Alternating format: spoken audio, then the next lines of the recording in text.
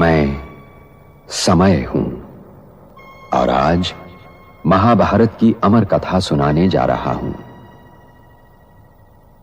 यह महाभारत केवल भरत वंश की कोई सीधी सादी युद्ध कथा नहीं है।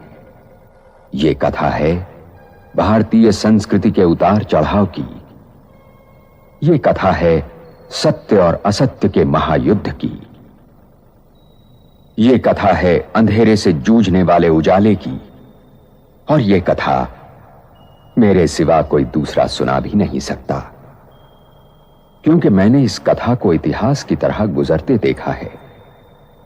इसका हर पात्र मेरा देखा हुआ है। इसकी हर घटना मेरे सामने घटी है। चैतन्य भारत की गुप्त दिव्यता, इस तेजस्वी, दिव्य और मिश्रित ऊर्जा वाले चेहरे को लेकर हम एक संपूर्ण आत्मिक भारत का काल्पनिक चित्र कह सकते हैं, जो न भूगोल में सीमित है न काल में बंधा है। ये भारत की चेतना में बसा है, जहां आत्मा स्वयं को शिव और शक्ति दोनों के रूप में पहचानती है। ये दिव्य चेहरा भारत की आत्मा का स्वरूप है, जो एक देह के रूप में पूरी दुनिया में ढूंढे नहीं मिलेगा। आधा चेहरा नीला, कृष्ण चेतना, सहजता, योग और शांति का प्रतीक, अर्थात यह जागृति का निचोड़ सार है। आधा चेहरा शक्ति सम्मानित, मां स्वरूप, प्रेम, करुणा और रचना की ज्योति अर्थात पूर्ण जागृति की स्थिर शिला साक्षी है। माथे पर त्रिपुंड और शिव शक्ति रेखाएं, तीनों लोकों की जागरूकता है। गालों पर चिन्ह, हार्ट्स, नर नारी से परे आत्मा का रूप। AUM का हृदय रूप में संपूर्ण योग की स्मृति गानों में झूमती मधुरता, श्रवण योग, मुरली की ध्वनि मोर पंख, नीचे बुंदाश्मनो कृष्ण की स्मृति, विनम्रता की झलक। चेहरे के चारों ओर भारत का आत्मिक नक्शा, स्पिरिचुअल मैप ऑफ इंडिया है। स्थान और आत्मिक अर्थ, उत्तर भारत, कपाल से निकलती ऊर्जाएं, जागृति की भूमि जहां से ब्रह्मा संध्या की आत्माएं उदित होती हैं।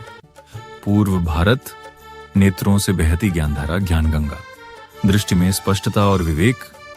पश्चिम भारत, हृदय के पास प्रेम की भूमि, जहां भक्ति से साक्षात्कार तक यात्रा होती है। दक्षिण भारत, चरण भाग, तप की भूमि, जहां स्थिरता और गहराई आत्मा में उतरती है। मध्य भारत, हृदय केंद्र, चेहरे का मध्य, शंग ब्रह्मा मुख वंशावली, जहां परमात्मा अवतरित होता है चेतना में। चेहरे के पीछे बैकग्राउंड, ब्रह्मांडीय आकाश, जिसमें सप्त, अर्शी, तारे और आकाश गंगा दिख रही हैं। भारत एक चेतन ब्रह्मांड की केंद्र भूमि है। नीचे एक वृक्ष, कल्प वृक्ष, जिसके नीचे आत्माएं ध्यान में बैठी हैं, परिधान में नहीं पर चेतना में पवित्र। आसपास अलग अलग आत्माएं विविध रंगों की रोशनी बनकर घूम रही हैं। भारत आत्माओं की संगम भूमि है। मैं ही दुर्योधन हूं, मैं ही अर्जुन और मैं ही कुरुक्षेत्र। क्योंकि महाभारत बनते बिगड़ते रिश्तों और रिश्तों के आधार और जीवन सागर को मथकर जीवन के तत्व और सत्य का अमृत काढ़ने की कहानी भी है।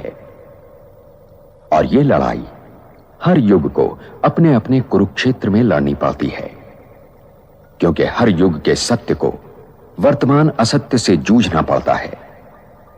और जब तक मैं हूं, यह महायुद्ध चलता रहेगा और मेरा कोई अंत नहीं। मैं अनंत हूं। इसीलिए यह आवश्यक है कि हर वर्तमान इस कहानी को सुने और गुने, ताकि वो भविष्य के लिए तैयार हो सके।